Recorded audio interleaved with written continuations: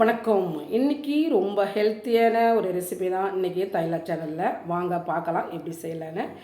மல்லாட்டை பயிறு நான் வந்து ஒரு டம்ளர், அதாவது பெரிய டம்ளர் எடுத்துருக்கேன். கால் லிட்டர் டம்ளரில் உங்களுக்கு தேவையான அளவுக்கு நீங்கள் எடுத்துக்கோங்க. இதை வந்து நான் சிம்மிலேயே வச்சு நல்லா வறுத்து, அதாவது கலர் மாறுவது நம்ம சிம்மில் தான் வச்சு இதை வறுத்துக்கணும்.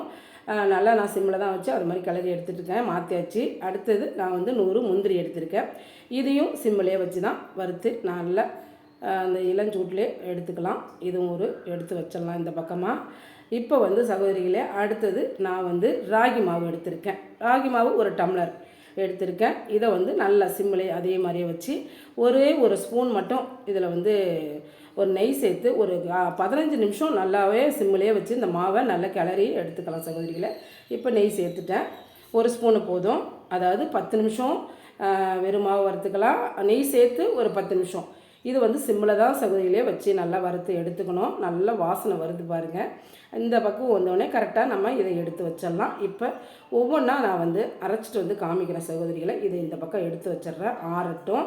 அதுக்கப்புறம் நான் வந்து ஒரு ஜாரில் இப்போ மல்லாட்டை வந்து க்ளீன் பண்ணிட்டு வந்திருக்கேன். இதை ஜாரில் சேர்த்துருக்கேன். இதை போயிட்டு நான் ஜாரில் சேர்த்து அரைச்சிட்டு வந்துடுறேன் மிக்சியில். சகோதரிகளை, இந்த ரெசிபி வந்து சூப்பரான ஹெல்த்தியான ஒரு ரெசிபின்னு சொல்லலாம்.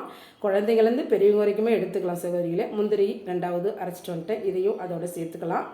அடுத்தது சகோதரிகளை, இப்போ வந்து நான் வறுத்து வச்ச அந்த ராகி மாவும் இதில் சேர்த்தாச்சு. கொஞ்சமாக, அதாவது நான் வந்து திராட்சை எடுத்திருக்கேன். ஒரே ஒரு ஸ்பூன் நெய்யில் இப்போ இதை வந்து சிம்மில் வச்சு வறுத்து இதையே எடுத்து இப்போ வந்து இந்த மாவோடய சேர்த்துடலாம் சகோதரிகளை. நல்லா தான் பொரிஞ்சிருச்சு. அவ்வளோதான். இதை எடுத்துட்டு இப்போ வந்து எல்லாமே ரெடியாக இருக்குது சகோதரிகளை. இப்போ நம்ம தயார் நிலையில் இருக்கோம். இப்போ எல்லாம் சேர்த்து விட்டு இப்போ பார்த்திங்கன்னா நல்லா கை போட்டு கிளறிக்கலாம். வந்து கரண்டி வேண்டாம்.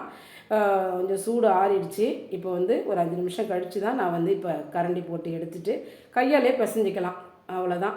அதுக்கப்புறம் சகோதரிகளை, இதுக்கு வந்து இனிப்புக்கு வந்து நான் வந்து தேன் எடுத்திருக்கேன். அதாவது தேன் 2 ஸ்பூன் போதும்.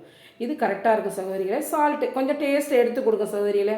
அவ்வளோதான் சகோதரிகளை. இது எல்லாமே நல்லா கை போட்டு நல்லா பிசைஞ்சு நல்லா கிளறி விட்டுட்டு எடுத்துட்டேன். அவ்வளோதான் சகோதரிகளை. உங்களுக்கு தேவையான சைஸில் உங்களுக்கு எப்படி எந்த சைஸ் வேணுமோ அதுக்கு தகுந்த மாதிரி நீங்கள் எடுத்துக்கோங்க.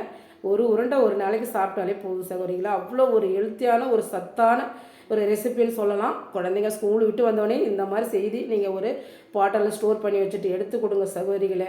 கடையில் போய் ஸ்நாக்ஸ் வாங்கணுன்னு அவசியமே இல்லை. நம்ம வீட்டில் இருக்கிற பொருளை வச்சு இதேமாரி செய்து நீங்கள் வந்து ஸ்டோர் பண்ணி வச்சுக்கிட்டு குழந்தைங்க ஸ்கூலுக்கு போகலையும் நம்ம வந்து லஞ்ச் பாக்ஸில் வச்சு கொடுக்கலாம்.